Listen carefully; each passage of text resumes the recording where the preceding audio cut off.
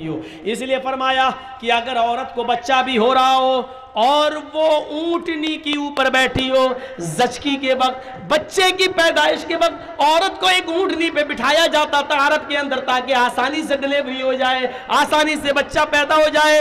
فرمایا اللہ کے نبی نے اگر تم اس اونٹنی پر بھی بیٹھی ہوئی ہو اور تمہارے بچے کا ڈلیوری کا وقت قریب ہو اور اس حال میں تمہیں تمہارا شوہر ہم بستری کے لیے تمہیں بلائے، تم سے وہ یہ چاہے کہ وہ اپنی بیوی سے فائدہ حاصل کرے، تو آئے عورت تجھے اس وقت بھی اپنے شوہر کے پاس جانا پڑے گا، اس لیے کہ اس کے دل میں لگی ہوئی آگ کو تیرے علاوہ کوئی بجھا نہیں سکتا ہے. اگر اس کے دل کی آگ کو تو نے نہیں بجھایا تو تیرا شوہر غلط کام میں پڑ سکتا ہے، ادھر ادھر جا سکتا ہے، اس کے خرمن میں آگ لگ سکتی ہے، وہ غلط راستے پر جا سکتا ہے. فرمایا کہ عورت کو اس حال میں بھی اپنے شوہر کے پاس آنا پڑے گا اور اس پوزیشن میں بھی وہ اپنے شوہر کو اپنے جسم سے نہیں روک سکتی ہو. سن لو اللہ کے نبی فرماتے ہیں اگر تم چولہے پر بھی بیٹھی ہو، روٹیاں پکا رہی ہو، آگ جل رہی ہو، روٹی جلتی ہے تو جل جانے دو.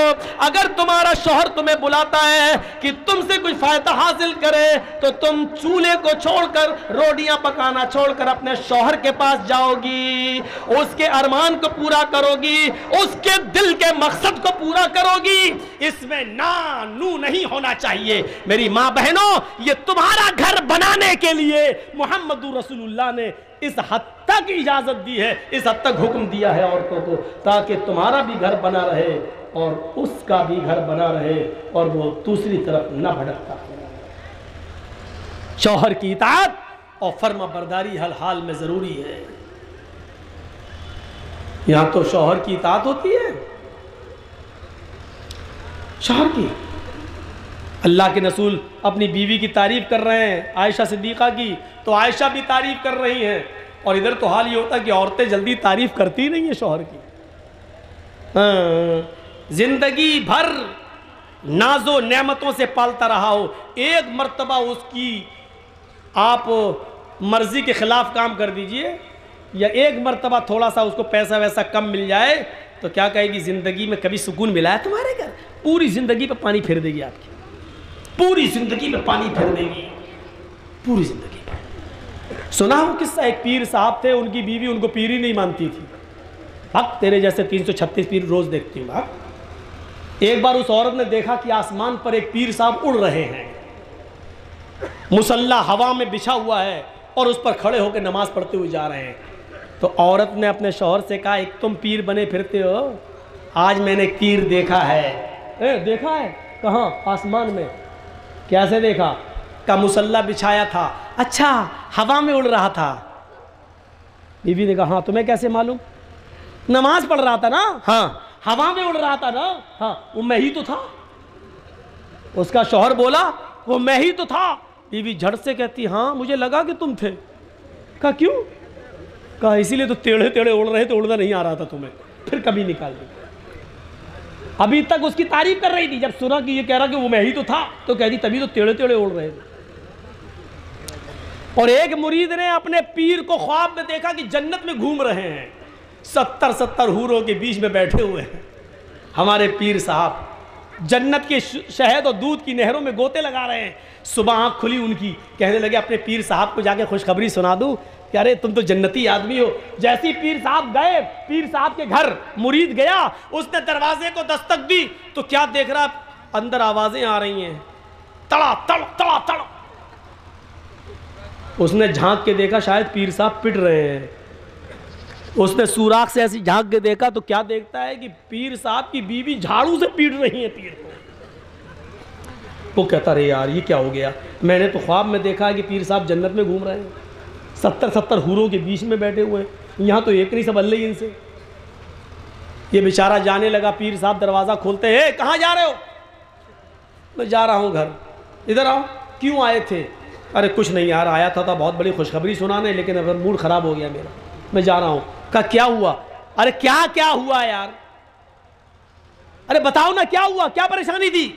ارے کچھ نہیں پیر صاحب، رات میں میں نے خواب میں دیکھا تھا کہ 70 حوروں کے بغل میں آپ بیٹھے، وہ ادھر سے بوسہ لے رہی ہے، وہ ادھر سے پکڑ رہی ہے، اور آپ مست ہیں، دودھ کی اور شہد کی نہروں میں گوتے لگا رہے ہیں، جنت کی نعمتوں سے مستفید ہو رہے ہیں۔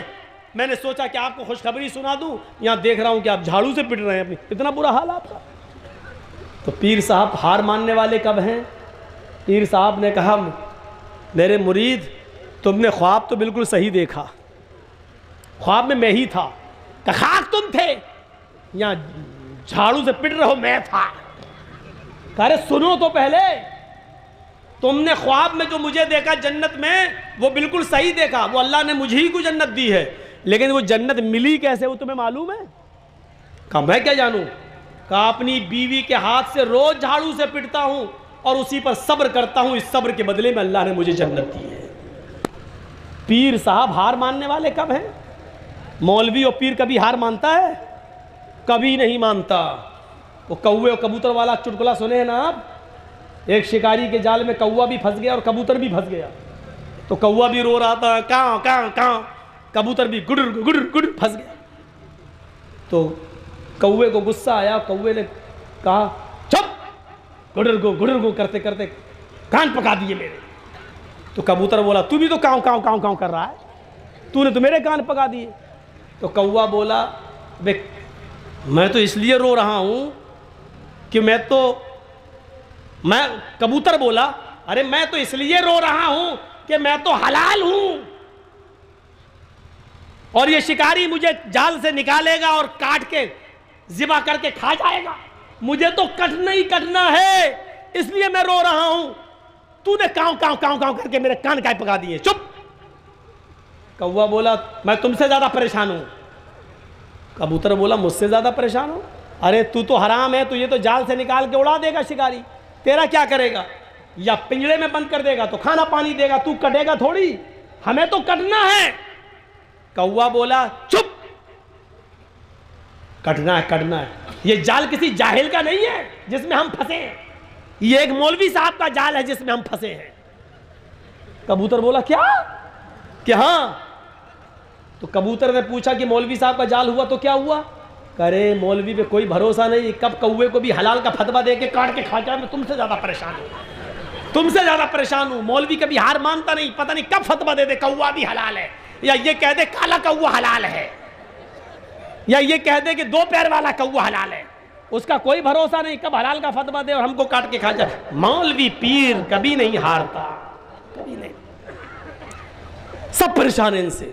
تو وَأَطَاعَتْ بَعْلَهَا، اپنے شوہر کی اطاعت و فرما برداری، یہ 4 کام جو عورت کر لے، امام کائنات نے فرمایا، اللہ کے نبی نے فرمایا الْمَرْأَةُ إِذَا صَلَّتْ خَمْسًا وَصَامَتْ شَهْرًا وَأَحْسَنَتْ فَرْجَهَا وَأَطَاعَتْ بَعْلَهَا، جو عورت یہ 4 کام کر لے، 4 کام کر لے، 5 وقت کی نماز پڑھ لے، رمضان کے پورے مہینے کے روزے رکھ لے، اپنی شرمگاہ کی حفاظت کر لے، اور اپنی شوہر کی اطاعت و فرما برداری کر لے، فَلْتَدْخُلْ مِنْ أَيِّ أَبْوَابِ الْجَنَّةِ شَاءَتْ، ایسی عورت سے کہا جائے گا آئے اللہ کی نیک بندی، تیرے لیے جنت کے 8 دروازے کھلے ہوئے ہیں، تو جس دروازے سے داخل ہونا چاہے ہو جا، تو جس دروازے سے جانا چاہے چلی جا، تو جس دروازے سے انٹری پانا چاہے پا جا، تیرے لیے جنت کے 8 دروازے کھلے ہیں۔ میری ماں بہنوں، لو تمہارے لیے یہ 4 کام کرنے پر اللہ کے رسول فرماتے کہ جنت میں انٹری مل رہی ہے تمہیں۔ 5 وقت کی نماز پڑھ لو، روزہ رکھ لو، شوہر کی اطاعت کر لو، شرمگاہ کی حفاظت کر لو، جنت میں داخل ہو جاؤ۔ یہ جنت میں جانے کا ایک راستہ ہے۔ جنت میں جانے کا ایک راستہ یہ ہے کہ اللہ کے نبی صلی اللہ علیہ وسلم صحابہ کرام کے بیچ میں بیٹھے ہوئے، بخاری کی روایت ہے، اچانک آپ نے ایک سوال کیا، من اصبح منکم اليوم صائما، تم لوگوں میں سے آج روزہ کس نے رکھا؟ نفلی روزے کی بات ہو رہی ہے، فرض روزے تو سب رکھتے تھے۔ اے صحابیوں بتاؤ تم لوگوں میں سے نفلی روزہ کس نے رکھا؟ فقام ابو بکر فقال انا یا رسول اللہ، ابو بکر صدیق اٹھتے اور کہتے ہیں اللہ کے رسول میں نے۔ کہا بیٹھ جاؤ۔ لوگوں روزہ رکھنے میں ابو بکر آگے نکل گئے۔ اب دوسرا سوال بتاؤ، من اطعم منکم الیوم مسکینا، تم لوگوں میں سے آج کسی مسکین کو کھانا، کسی بھوکے کو کھانا کس نے کھلایا؟ فقام ابو بکر فقال انا یا رسول اللہ، دوبارہ ابو بکر صدیق اٹھتے اور کہتے ہیں آئے ابو بکر میں روزے سے تھا، میرے حصے کا کھانا بچا ہوا تھا، میں کھانا کھا نہیں سکتا تھا روزے کی حالت میں، اس لیے میرے دروازے پر ایک بھوکا آدمی آیا، مسکین آیا، میں نے اپنے حصے کا کھانا اس کو کھلا دیا۔ آپ نے کہا لوگو، ابو بکر کھانا کھلانے میں بھی آگے نکل گئے۔ بیٹھو، تیسرا سوال آپ نے پوچھا، من عاد منکم الیوم مریضا، آج تم لوگوں میں سے کسی مریض کی عیادت کرنے کون گیا؟ کیا تمہارے گاؤں میں، تمہارے محلے میں کوئی مریض تھا، کوئی بیمار ہے جس کی عیادت تم نے کی ہو؟ فقام ابو بکر فقال انا یا رسول اللہ، تیسری بار بھی ابو بکر صدیق اٹھتے اور کہتے ہیں اے اللہ کے نبی، میرے گاؤں میں فلاں فلاں بیمار تھا، آج میں اس کے گھر گیا اور اس کی عیادت کر کے آیا۔ آپ نے فرمایا لوگو، یہ تیسری نیکی بھی ابو بکر کے کھاتے میں گئی، یہ تیسرے کام میں بھی ابو بکر آگے نکل گئے۔ آئے ابو بکر بیٹھ جاؤ، اب آخری سوال بتاؤ، کون ہے جس نے یہ کام کیا ہو؟ من تبی منکم الیوم جنازتن، آج کون ایسا آدمی ہے جو کسی جنازے کے پیچھے پیچھے قبرستان تک گیا ہے، نماز جنازہ سے لے کر قبرستان تک جا کر اس کو مٹی تک دیا ہے؟ کون ایسا ہے جس نے جنازے کی نماز سے لے کے کاندھا دینے سے لے کر مٹی تک دی ہو، قبر تک پہنچا ہو اور اس کو مٹی دے کر آیا ہو؟ کوئی ہے جو جنازے کے پیچھے پیچھے چلا ہو؟ فقام ابو بکر فقال انا، چوتھی بار بھی ابو بکر صدیق اٹھے اور کھڑے ہو کر کہنے لگے اے اللہ کے نبی، آج میرے یہاں کسی کی مٹی ہو گئی، انتقال ہو گیا، میں اس کے جنازے میں گیا، میں نے اس کی جنازے کی نماز بھی پڑھائی، بلکہ میں قبر میں بھی اترا، میں نے اس کی باڈی کو قبر میں اتارا بھی، اور قبر میں اتارنے کے بعد پھر میں نے مٹی بھی دی، میں نے یہ کام بھی کیا ہے۔ اب اللہ کے نبی کھڑے ہوتے ہیں اور فرماتے ہیں جس انسان کے اندر یہ چار خوبیاں ایک ہی دن میں جمع ہو جائیں، جس انسان کے اندر یہ چاروں خوبیاں جمع ہو جائیں، جو نفلی روزہ بھی رکھتا ہو، جو مسکین کو کھانا بھی کھلاتا ہو، جو مریض کی عیادت بھی کرتا ہو، اور جو جنازے کے پیچھے پیچھے چلتا ہو، وجبت علیہ الجنہ، اللہ رب العالمین ایسے شخص کے اوپر جنت کو واجب کر دیتا ہے، وہ آدمی جنت کے اندر جا کر رہے گا، ایسے شخص کو اللہ ہر حال میں جنت کے اندر داخل کرے گا۔ کتنا پیسہ خرچ ہو رہا ہے اس کام کے لیے؟ جنت میں جانے کا یہ راستہ بتایا جا رہا ہے، راستہ۔ آئیے میری ماں اور بہنوں، تمہارے لیے ایک راستہ اور بتاتا ہوں۔ اے بھیا، جس کو جانا ہو تو جلدی نکلو یار، بیچ میں ڈسٹرب کیوں کرتے ہو؟ کھڑے ہو گئے ہو، ہمیں معلوم ہے اب چائے کی لوک لگی ہوگی یا پیشاب لگا ہوگا۔ بابو پینٹ میں جیب میں ہاتھ ڈال کے جا رہے ہیں، لگتا ہے کہ شاہ رخ خان جا رہا ہے، نکال لیں۔ سنیے میرے بھائیو، جاءتنی سائلہ، جنت میں جانے کا ایک راستہ میری ماں بہنوں تمہارے لیے۔ اللہ کے اماں عائشہ کہتی ہیں میرے پاس ایک مانگنے والی آئی، میرے پاس ایک مانگنے والی آئی، معہا صبیان، اس کے ساتھ دو چھوٹے چھوٹے بچے تھے۔ اس نے مجھ سے کہا اللہ کے نام پہ کچھ دے تو، میرے گھر میں یہ دونوں بچے بھوکے ہیں، کئی دن سے ان بچوں نے کھانا نہیں کھایا، میرے پاس ایک کھجور رکھی ہوئی تھی۔ حضرت عائشہ کہتی ہے، بخاری کی روایت، میرے پاس ایک کھجور رکھی ہوئی تھی، میں نے وہ کھجور اتاری اور میں نے اس مانگنے والی کو وہ کھجور دے دیا۔ اس عورت نے اس کھجور کے دو ٹکڑے کر دیے، اس عورت نے اس کھجور کے دو ٹکڑے کیے، ایک ٹکڑا اس بچے کو دے دیا، ایک ٹکڑا اس بچے کو دے دیا، دونوں بچوں نے اپنے اپنے کھجور ٹکڑے کھا لیے، اور اس ماں نے صرف پانی پیا اور آگے بڑھ گئی۔ یہ تو ہے بخاری میں، یہ تو ہے بخاری میں۔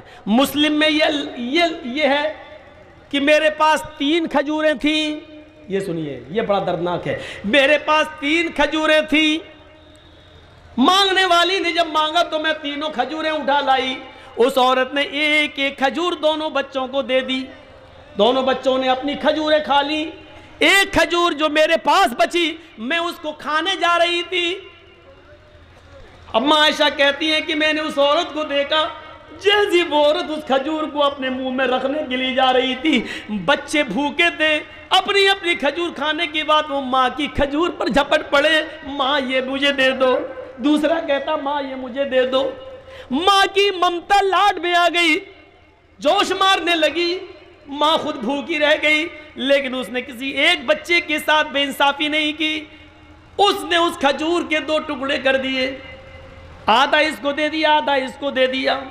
مسلم میں 1 کھجور تو آدھا آدھا دے دیا، اور بخاری میں 1 کھجور تو آدھا آدھا دے دیا، اور مسلم کے اندر 3 کھجور تھے، 1 دے دیا، 1 اپنے لیے رکھا، لیکن بچوں نے جب جھپٹا تو ماں نے اس کو بھی آدھا آدھا کر دیا، اور آدھا اس کو دے دیا، آدھا اس کو، یعنی بچوں کے حصے میں 1.5 کھجور آ گئی، اور ماں خود بھوکی رہ گئی، پانی پیا حضرت عائشہ نے دیا اور وہ چل دی۔ اللہ کے رسول جب گھر میں آئے، حضرت عائشہ نے پورا واقعہ بتا دیا، ایسی ایسی عورت تھی، 2 چھوٹے چھوٹے بچے تھے، اے اللہ کے رسول وہ 3 کھجوریں میں آپ کے کھانے کے لیے رکھی ہوئی تھی، کہ آپ بھوکے آئیں گے تو آپ کو دے دوں گی، لیکن اس بچوں کی بھوک ہم پہ دیکھی نہیں گئی، اس لیے میں نے اس کو 3 کھجوریں دے دی۔ کہا بہت اچھا کیا عائشہ۔ اے اللہ کے نبی، اس عورت نے ان دونوں بچوں کو 1 کھجور دے دی، اور 1 کھجور اپنے لیے رکھ لی تھی، جیسی وہ منہ تک لے گئی بچے اس کے کھجور پر جھپٹ پڑے، ماں کی ممتا جوش میں آئی، اے اللہ کے نبی ماں نے اپنی کھجور کے بھی 2 ٹکڑے کر کے آدھا آدھا دے دیا۔ اللہ کے رسول نے کہا اے عائشہ کیا تم نے یہ منظر اپنی آنکھوں سے دیکھا ہے؟ ہاں۔ کیا اس عورت نے خود کچھ نہیں کھایا ہے؟ کہا نہیں۔ کیا اس نے بچوں کو کھلا دیا ہے؟ ہاں۔ اللہ کے رسول کہتے ہیں عائشہ قیامت کے دن تمہیں گواہی دینا پڑے گی۔ ہاں میں گواہی دینے کے لیے تیار ہوں، میں نے یہ منظر دیکھا ہے۔